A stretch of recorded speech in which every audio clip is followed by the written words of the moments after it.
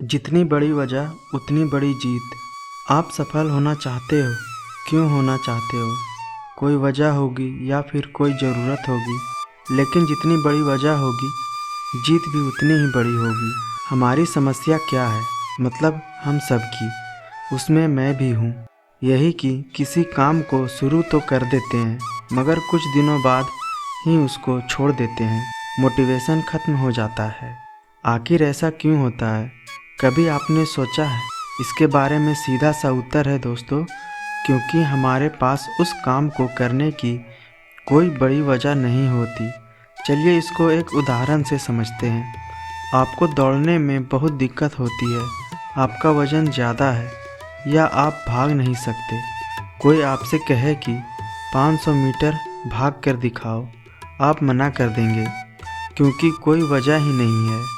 लेकिन वही दूसरी तरफ शहर के किसी इलाके में आपके पीछे खूंखार कुत्ते पड़ जाएं, तो आप वहां भी यही बहाना बनाओगे, नहीं ना? वजह साफ है, क्योंकि हमें पता है यहाँ सवाल हमारी जान का है, इससे कीमती कुछ नहीं। जहाँ हमने 500 मीटर दौड़ने के लिए मना कर दिया था, यहाँ हम 2 किलोमीटर दौड़ जाएंगे बिना किसी बहाने के, क्योंकि वजह बड़ी है। एक बात बताऊं, सफलता के लिए एक ही चीज़ चाहिए। दांव पर क्या लगाओगे? जब तक दांव पर कुछ नहीं लगेगा, आपको आगे बढ़ने का मोटिवेशन कहाँ से मिलेगा? जब पीछे जाने के या रुक जाने के सारे रास्ते बंद हो जाते हैं, तो हमारे सामने एक ही ऑप्शन होता है, आगे बढ़ने का। अगर हम रुके तो कुछ भी हो सकता है।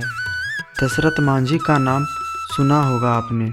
इन पर बॉलीवुड ने मूवी भी बनाई है। आपने नहीं देखी हो तो ज़रूर देखिए।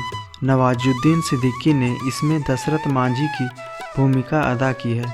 22 साल लगा दिए साहब, लेकिन एक छेनी और हथौड़े से विशाल पहाड़ को तोड़ डाला, चीर डाला।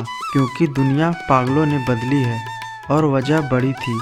जब उनकी पत्नी गर्भवती थी तो यातायात का कोई साधन नहीं था। उस पहाड़ी को क्रॉस करते हुए आगे बढ़ना था, लेकिन बीच में ही वो हार मान गई और मांझी को छोड़कर चल बसी।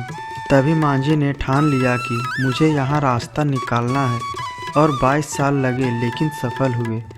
मजबूत इच्छा शक्ति के साथ सफल हुआ जा सकता है। उनको राष्ट्रीय सम्मान के साथ नवाजा गया।